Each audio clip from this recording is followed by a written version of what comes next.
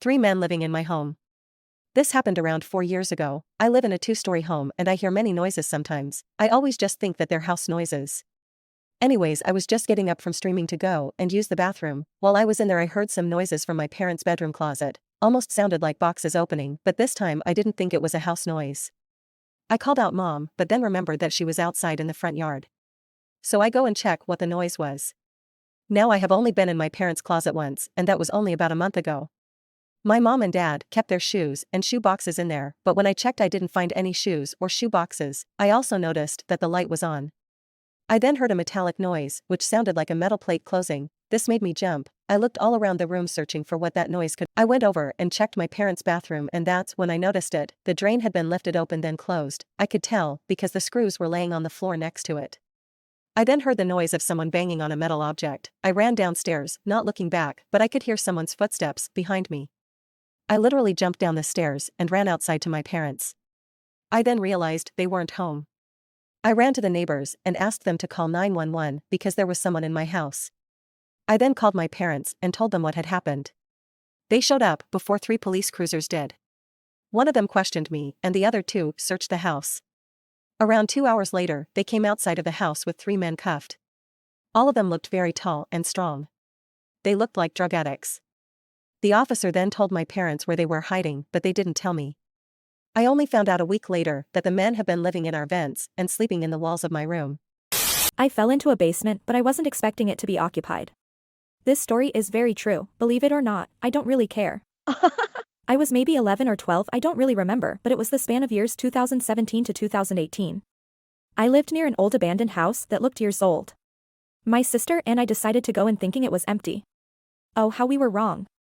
The door to the house didn't even close, so anyone and anything seeking shelter had access to the house.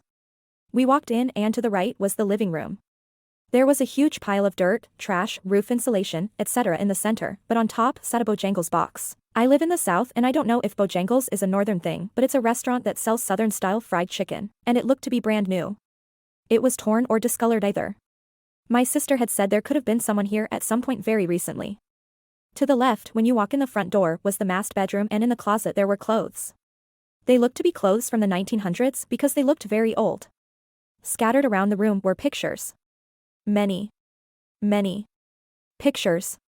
It seemed an African-American family lived there, but all the pictures were super old. Newest ones was only early 2000s quality. Down the hallway there is another room with a bathroom next to it, and at the back of the house to the right was the kitchen. The kitchen was fairly large considering the house was very quaint. I took a few steps into the kitchen and I wished I had noticed the flooring was very soft, but when I took one more step I fell through the floor into the basement. I heard my sister scream, but I wasn't paying attention to her. My ankle hurt. Not broken bone hurt. But more, I just fell like 6 feet and I'm maybe 5 feet tall. The only light coming into the basement was from the hole in the ceiling/floor. I wish I could say it ended there, but as I tried to find a way out I heard a laugh. It wasn't a creepy clown laugh, but more like a smoker about to hack up a lung cough. I guess my sister saw them because she screamed for me to run. Being absolutely terrified, I booked it to the stairs. One of the board cracked on the way up, causing me to almost fall down. I coined my balance and got to the top, screaming to let me out. The door was locked. The person never pursued me up the stairs or chased me, as my sister had watched them the entire time. They never moved. I got out of the basement and we left and never went back. I don't know what the house looks like now because I've moved houses since then, but Yeah. hope you liked it. The demon. I'll start by saying this. I was never planning on telling anyone this, but I feel like I might lose my shit if I don't share this. I've managed to keep it a secret for a long time, kept it buried deep within the recesses of my mind. Until now.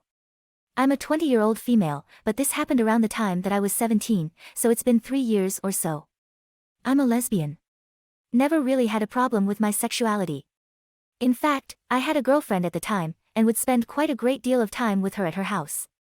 We had been together for about a year at the time and had a dog that was ours. It was as if the dog was our child, and she protected us as we slept. One night, after a particularly long day, I had arrived at her house and spent the night with her, watching scary movies as we snuggled together in bed. Around midnight, we decided it was time to get ready for bed, so she went to the bathroom to brush her teeth and I proceeded to put my PJs on. Our dog, Sadie, normally slept at the end of the bed in between both of our feet. That night, however, she was curled up into my back, as if wedging herself between me and something else. As soon as my girlfriend, we'll call her Amanda, got up, Sadie turned her head to the corner and proceeded to growl for prolonged periods of time. I kept telling her to knock it off and just continued getting ready to go to sleep, brushing it off. When Amanda entered the room again, the dog finally returned to her sleeping position and we settled in for the night. I remember waking up, but not being able to move or speak. I felt like someone was sitting on my vocal cords, causing a nauseating amount of pressure on my neck. I could see that Amanda was asleep next to me, and I tried to wake her, but to no avail. I was scared shitless, and afraid that I would suffocate to death in the bed next to her, without her even knowing. After what felt like an hour, I was finally able to move and I shook Amanda to wake her, tears threatening to cascade down my cheeks. She had tears in her eyes and I asked her what was wrong. What she said will haunt me for the rest of my life. The demon. He told me that I wasn't allowed to be happy. He said he would kill everything I loved. She told me. To this day, I often think about the person she's with now. If they'll be safe. But one thing I know for sure. I'll never forget the night a demon tried to kill me. The Stranger. We used to live in a small 2-bedroom apartment and my 4-year-old son would sometimes get scared and sleep in my room. One morning I was waking up but still in bed and groggy. I saw a man from the back in what looked like a black jacket walking from our closet to exiting the bedroom. I was convinced that I was dreaming, so I tried to go back to sleep. My son, who was awake by then, said, "Mom, you're here." I looked at him and said, "Of course I am. Where else would I be?" "Then who was that walking out of our room?" my son said. I ran out to the living room to see if someone was there, but no one was. The door was completely unlocked. I looked out in the hall and no one was there. I thought that maybe it was a maintenance man who let themselves in, but they had a strict policy that I would have had to let in maintenance to do any work, so that was an unlikely explanation. I still don't know who it was. My Halloween horror story, trigger warning. This is my Halloween horror story which happened back in the mid-80s when I was 14. I went to a fancy dress party, Halloween party that a friend was holding, and even though I'm male I dressed up as a witch with dress, hat and broomstick. The party went great and had all the traditional games like apple bobbing. We were all having a great time and I even won a prize for best costume. On the way home I decided to take a shortcut down the canal. To get there I had to go down a path to the canal, go along the canal, then over a bridge, back along the canal and down another path to get to the road I lived on. While walking along the canal I were busting for a leak and nipped through a hole in the fence of an empty property. I took a leak, and afterwards I turned around and there was a man sat there smoking and drinking. He offered me a cigarette which I took, although I only smoked occasionally, and sat chatting to him.